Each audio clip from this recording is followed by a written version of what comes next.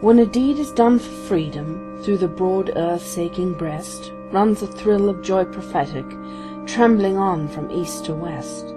And the slave, where'er he cowers, feels the soul within him climb to the awful verge of manhood, as the energy sublime of the century bursts full blossom on the thorny stem of time.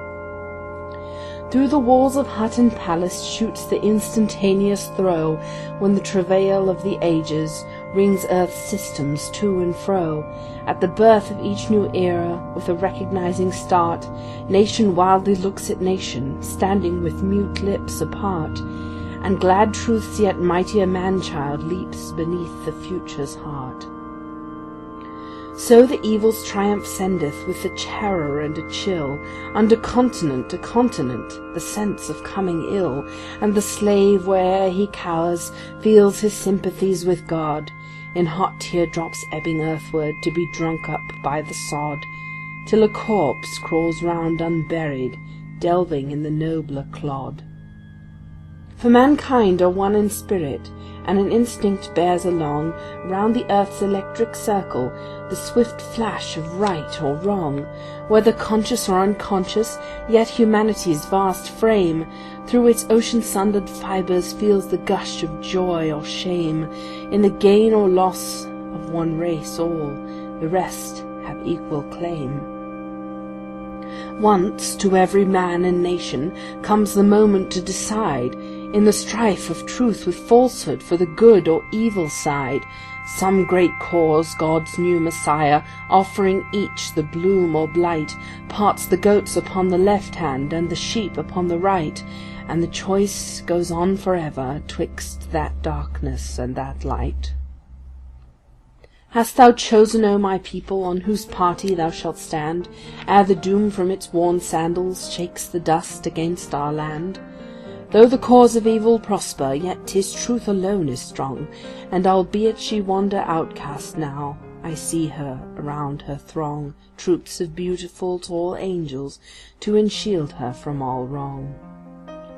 Backward look across the ages, and the beacon moments see, that, like peaks of some sunk continent, jut through oblivion's sea. Not an ear in court or market for the low foreboding cry of those crises, God's stern winnowers, from whose feet earth's chaff must fly, never shows the choice momentous, till the judgment hath passed by. Careless seems the great avenger, history's pages but record one death grapple in the darkness twixt old systems and the word. Truth forever on the scaffold, wrong forever on the throne, yet the scaffold sways the future, and behind the dim unknown standeth God within the shadow, keeping watch above his own.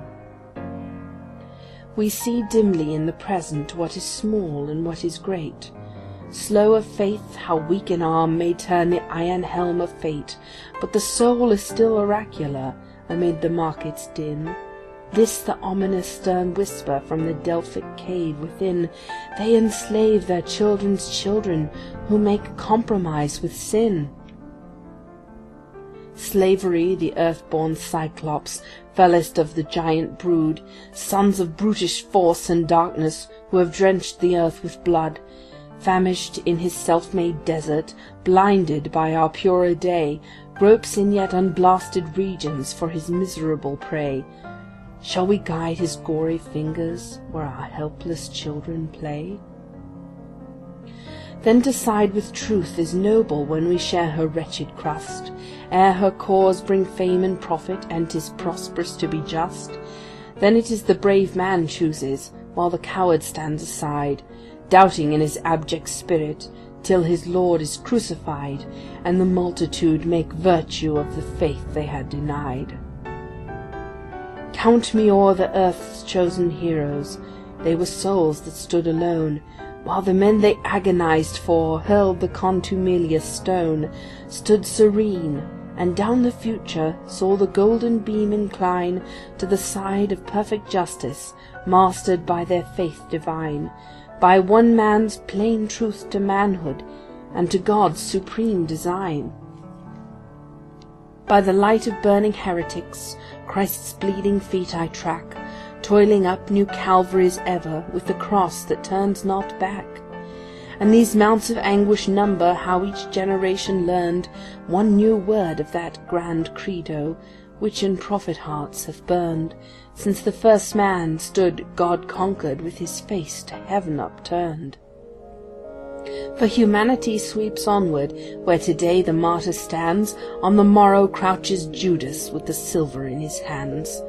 Far in front the cross stands ready, and the crackling faggots burn, while the hooting mob of yesterday in silent awe return to glean up the scattered ashes into history's golden urn. 'Tis as easy to be heroes as to sit the idle slaves of a legendary virtue carved upon our fathers' graves. Worshippers of light ancestral make the present light a crime. Was the Mayflower launched by cowards, steered by men behind their time? Turn those tracks toward past or future that make Plymouth Rock sublime. They were men of present valor, stalwart, old iconoclasts, unconvinced by axe or gibbet that all virtue was the past's.